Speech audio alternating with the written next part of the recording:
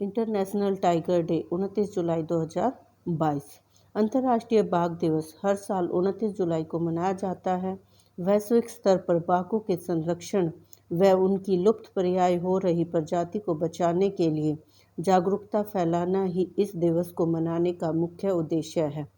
इसका लक्ष्य बाघों के प्राकृतिक आवासों की रक्षा के लिए एक वैश्विक प्रणाली को बढ़ावा देना और बाघ संरक्षण के मुद्दों के लिए जन जागरूकता और समर्थन बढ़ाना है। अब बात करते हैं अंतर्राष्ट्रीय बाघ दिवस 2022 की थीम की।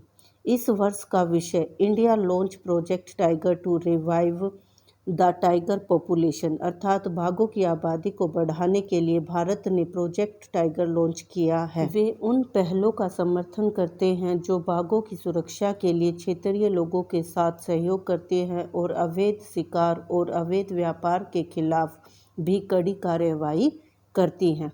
आइए अब बात करते हैं इससे जुड़े इतिहास के बारे में।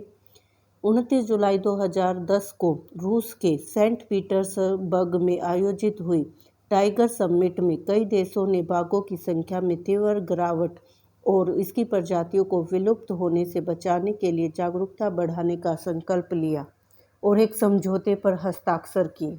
इसी समिट में बाघों की आबादी वाले विभिन्न देशों ने प्रतिज्ञा की कि वे वर्ष 2022 तक इनकी आबादी को दोगुना करने का प्रयास करेंगे। World wide fund for nature ने इस पहल को TX2 का नाम दिया है। वर्ष 2017 से IUCN ने 2 बाघ उप प्रजातियों को मान्यता दी है जिन्हें आमतौर पर महाद्वीप बाघ पैंथेरा टाइग्रिस और सुंडा द्वीप बाघ पैंथेरा टाइग्रिस सोडाइका के रूप में जाना जाता है। सभी द्वीपीय बाघ केवल सुमात्रा में पाए जाते हैं। जावा और बाली के बाघ विलुप्त हो चुके हैं। इन्हें सुमात्रन बाघ के नाम से भी जाना जाता है। महाद्वीपीय बाघों में वर्तमान में बंगाल, मलायन, इंडो चाइनीज और अमूर साइबेरियन बाघ शामिल हैं, जबकि कैप्सियन बाघ विलुप्त हो चुके हैं। दक्षिण चीनी बाघ को भी कार्यात्मक रूप से विलुप्त माना जा चुका है। बंगाली बाघ मुख्य रूप से भारत में पाए जाते हैं, जिनकी कुछ आबादी का निवास स्थान बांग्लादेश, नेपाल, भूटान, चीन और म्यांमार भी हैं। अब बात करते हैं भारत और इसका राष्ट्रीय पशु। भारत ने अपने राष्ट्रीय पशु बाघ के संरक्षण के लिए वर्ष 1973 में प्रोजेक्ट टाइगर की शुरुआत की थी। बाघों के संरक्षण के लिए देश में टाइगर रिजर्व की व्यवस्था की गई है, जिनकी संख्या वर्तमान में 53 है। प्रोजेक्ट टाइगर पर्यावरण, वन और जलवायु परिवर्तन मंत्रालय की एक केंद्र प्रायोजित योजना है जो बाघ आबादी वाले राज्यों को नामित टाइगर रिजर्व में बाघ संरक्षण के लिए केंद्रीय सहायता प्रदान करती है।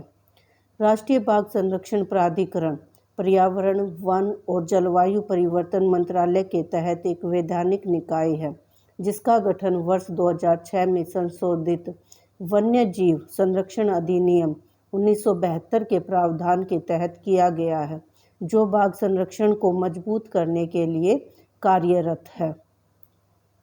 अब बात करते हैं बाघों से जुड़े अन्य तथ्यों की। बाघों की वर्तमान IUCN स्थिति संकटापन्न है। बाघों का निवास स्थान उष्णकटिबंधीय वर्षा वन, सदाबहार वन, समशीतोष्ण वन, मैंग्रोव दलदल, घास और सवाना के मैदान हैं। बाघ शिकार के लिए गंध की बजाय मुख्य रूप से दृष्टि और ध्वनि पर भरोसा करते हैं। वे आमतौर पर अकेले शिकार करते हैं। एक बाघ एक बार में 80 पौंड से भी अधिक मांस खा सकता है। बाघ औसतन हर 2 साल में 2 से 4 शावकों को जन्म देते हैं। अब बात करते हैं बाघों की हालिया स्थिति की।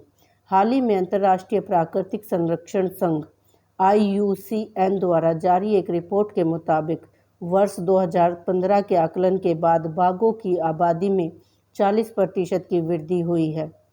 नए आंकड़ों के मुताबिक वर्तमान में दुनिया भर में 3726 से 5578 बाघ हैं।